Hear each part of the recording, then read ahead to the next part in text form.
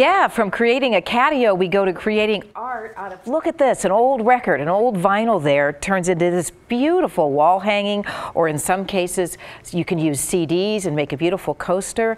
Lisa Ledoux from Scrap PDX, where you'll find all the material to make this project, is here with us today.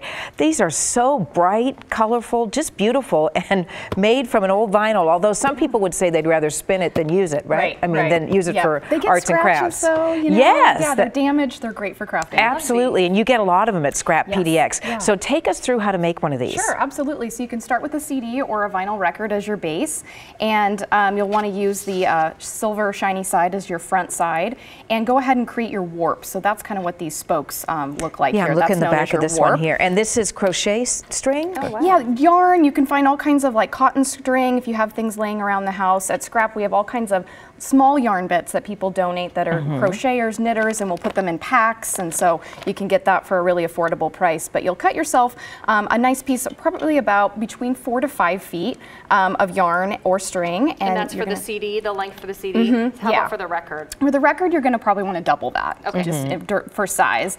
And go ahead and secure that just by tying a double knot. So finding a spot on the back side and tying a quick double knot.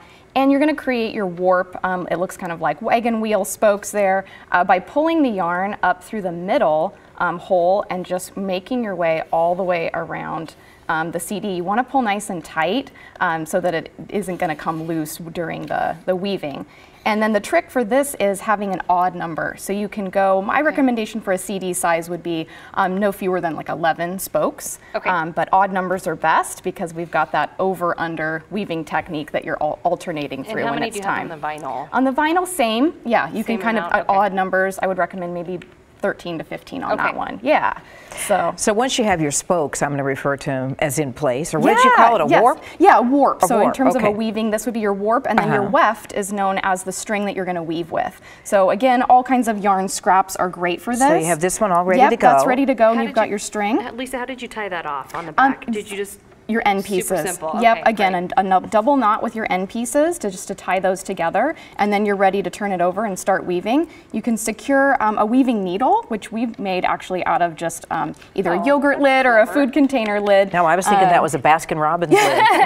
Any kind of thin plastic works great, and then again, a double knot at the center of your weaving just to secure your thread. This is really something you could do with the kids at home. Oh, absolutely. We do this at workshops and camps. A lot of these are actually made by kids through our programs. It's a nice kind of relaxing craft. Right. And then once you have your yarn secured, you'll just start alternating with an over-under pattern. And weaving's a great skill for anyone to learn. So you start under, or does it matter? It doesn't matter. Yeah, pick your Boy, this is something I might actually be able to tackle. You're selling Kathy on the arts and crafts here, Lisa. Yeah, this is a great one for really anybody that wants to make a nice wall hanging. This one is so ornate. Look at all the colors they've used in that. That's beautiful. So you can just use different thickness of the yarn or different things to give it some more texture to it. Absolutely, yeah. Some kind of fuzzy stuff here on the edge. Some people will even turn an old T-shirt into some fabric to do a larger scale weaving. So possibilities are kind of endless on what you can weave with. Oh, right. Yeah, this has several types of material in it instead of the yarn or